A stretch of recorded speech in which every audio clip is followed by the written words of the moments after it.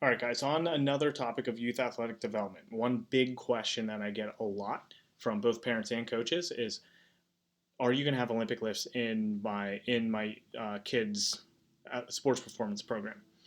Now, you'll get two different perspectives from these parents. You'll either have the person wants that in there because they really like that lift, they've done it themselves, or they've seen the benefits of it. They think it's very athletic and it's like the only way to develop power. And then you have the other end of the spectrum of parents and coaches who have seen kids get hurt do it, um, ugly form, bad coaching on it, um, and so therefore they don't want it in there.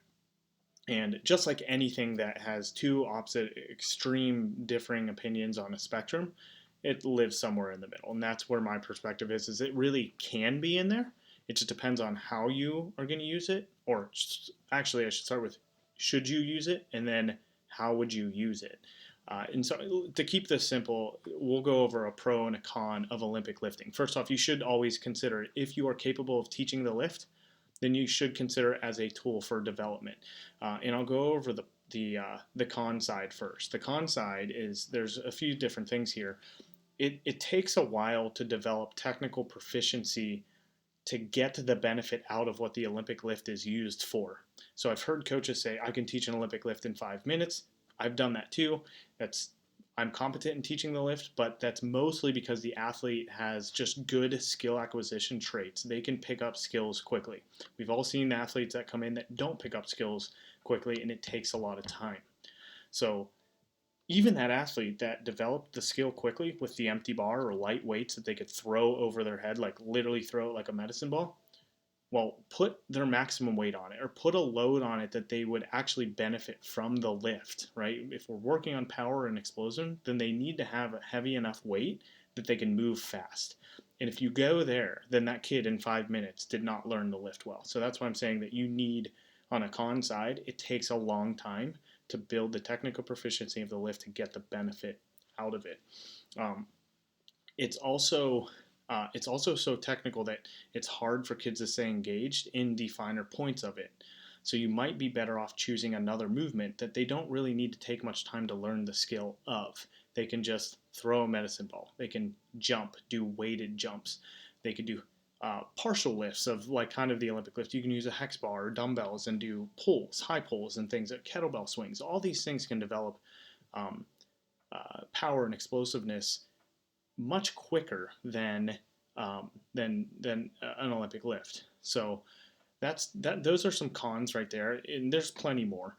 On the pro side of it, though, one it's an engaging and fun lift. So some athletes may be very engaged in it because it's fun for them. It's a skill and it's challenging. But with your approach to that, you should be thinking of keeping the loads light, and it's just a skill acquisition phase for a very long time, maybe even years, before they actually use the lift to develop power and explosion. So, or explosive traits. So the pro side is it's engaging there. It's also it also has a high coordination demand. So if you can teach kids how to coordinate movement, timing, and rhythm, different speeds based off of different loads, that's a lot of different sensory input for that athlete to learn with just one lift. Um, you don't want to just single out or sorry, I should say narrow in on something like that. I mean, sport is highly variable, so you don't want to just make them a strength athlete with a barbell. But it does have a lot of coordinative demands to it. You can tell when you look at an athlete do a really good Olympic lift, it's very athletic. I think it is an extremely athletic movement in terms of where that fits on the spectrum of athleticism. I have another video that you can check out about what is athleticism, and I talk about like where certain things may fit on the spectrum of athleticism. But that's a pro side of it. It's engaging, and then it's also a coordinative athletic type of movement that if you can get them to learn over time, then it would be beneficial for them to learn. Now there's some other considerations that you want to think of when putting together a youth athletic development program, and if you should choose an Olympic lift. Are they going to go to college or a program after yours that requires that, or they're going to do it? If you are competent in teaching that lift, you're going to want to teach that athlete, because if you don't know who they're learning from in the future, there's a lot of coaches who put these lifts in there that they're not really, I don't want to say qualified, you don't have to be qualified to teach them, but they're just not competent or proficient at teaching it, or know even what competent or proficient Olympic lifting looks like. So yeah, I would put that in there if you're competent at that. Um, so that's one of the big things to consider.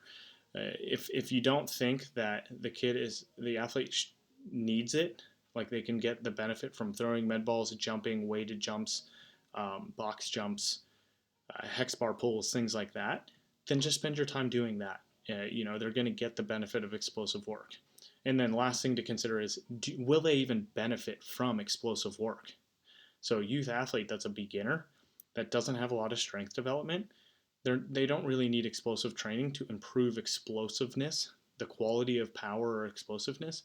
They're really just doing that to develop the skill. So that's one of the components of developing optimal power is also the precision of movement. So if you jump, you should have a pretty precise technique that maximizes your power development. And so if they're not competent in force development first, like strength or strength work, and then they have to take a long time to learn the skill of a movement, then they're not even going to benefit from that anyways. So you might as well just pick easier movements that they can learn a skill quicker on and develop their strength. If you agree with me, disagree with me, have any extra comments or questions, I'm happy to answer those or engage in more conversation if you put those comments below.